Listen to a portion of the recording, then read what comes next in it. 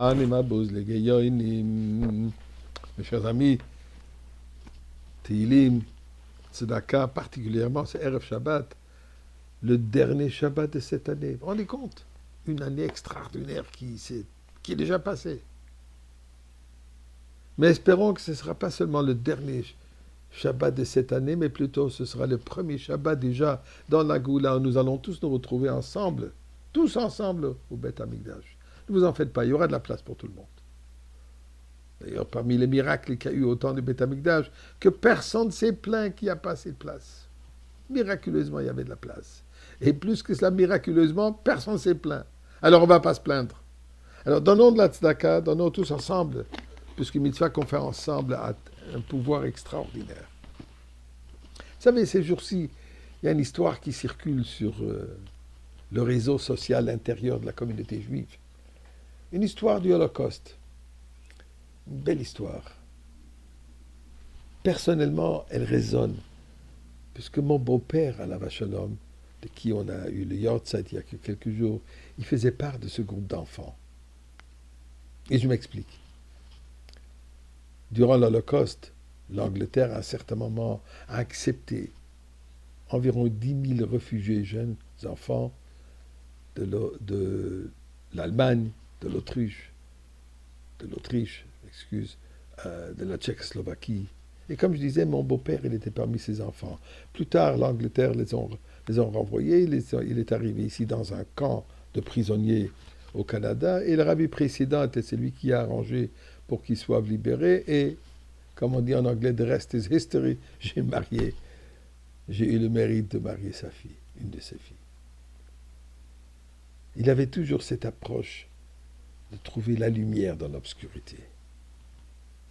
Même dans les moments les plus obscurs, il y a toujours quand même une petite lumière. D'ailleurs, comme on a vu cette semaine, que dans cette salle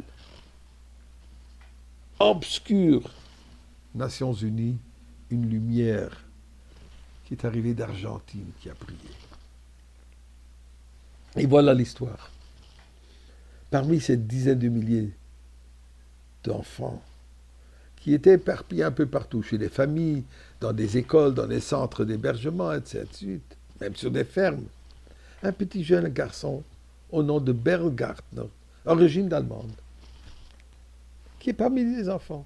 Un beau jour, ils se font dire, les enfants, demain, préparez-vous, nous allons aller accueillir le roi George, King George, l'Angleterre.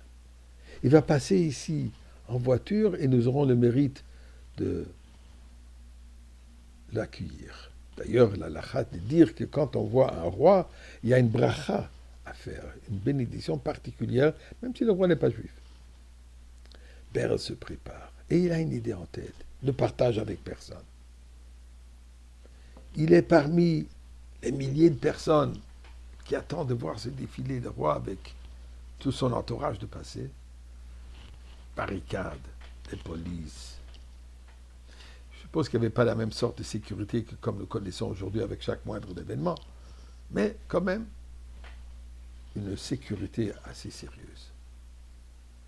Quand la voiture se rapproche, tout à coup, le petit Berl a réussi à se faufiler et il se trouve à côté de la voiture du roi lui-même.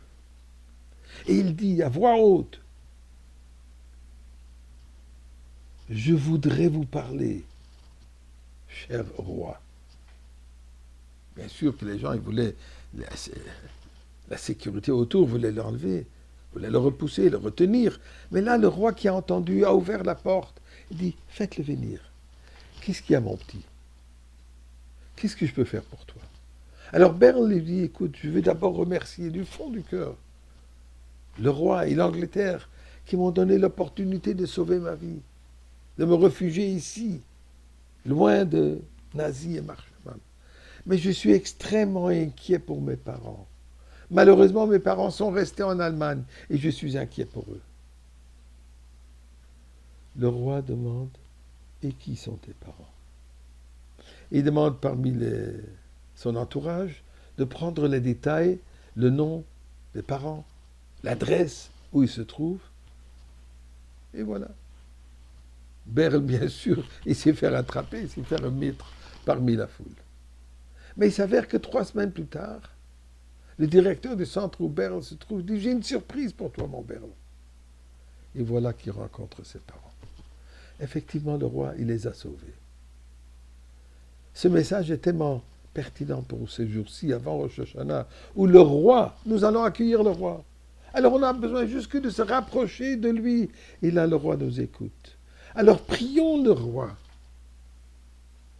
qui nous accueillit déjà au Beth Amikdash avec Mashiach, encore avant Shabbat. Shabbat Shalom.